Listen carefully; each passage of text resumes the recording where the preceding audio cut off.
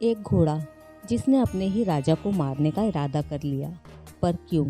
दरअसल राजा के पास एक घोड़ी थी जिसने कई बार युद्ध के दौरान राजा की जान बचाई थी।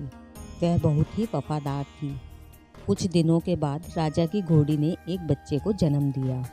बच्चा काना पैदा हुआ, लेकिन उसका शरीर हृष्ट पुष्ट था तथा आकर्षक था। जब बच्चा बड़ा हुआ, उसने अपनी माँ से पूछा, माँ, मैं काना क्यों हूँ? मैं इतना ताकतवर भी हूँ। तब घोड़ी ने कहा, बेटा, जब तू मेरे गर्भ में था तब युद्ध में राजा ने मेरे ऊपर कोड़ा चला दिया था, इसीलिए तू काना पैदा हुआ। यह सुनकर बच्चे के मन में राजा के प्रति क्रोध उमड़ पड़ा और उसने कहा, माँ, मैं इसका बदला जरूर लूँगा। तब घोड़े ने उसे समझाते हुए कहा, नहीं बेटा, राजा हमारा पालनहार है, हमें उनके बारे में ऐसा नहीं सोचना चाहिए। लेकिन बच्चे के दिल में यह बात बैठ गई और उसने चुपचाप राजा से बदला लेने का निश्चय कर लिया। एक दिन घोड़े को मौका मिला।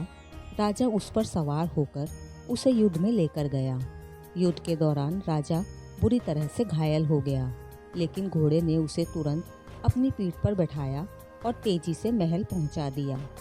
महल में पहुंचने पर घोड़े को हैरानी हुई। उसने अपनी माँ से पूछा, माँ, आज तो राजा से बदला लेने का अच्छा मौका था, लेकिन युद्ध के मैदान में बदला लेने का ख्याल तक नहीं आया। इस पर घोड़ी मुस्कुराते हुए बोली, बेटा, तेरे खून में मेरे ही संस्कार हैं। तेरे से नमक हरामी नहीं हो सकती, क्योंकि तेरी नस्ल में तेरी माँ का अंश है।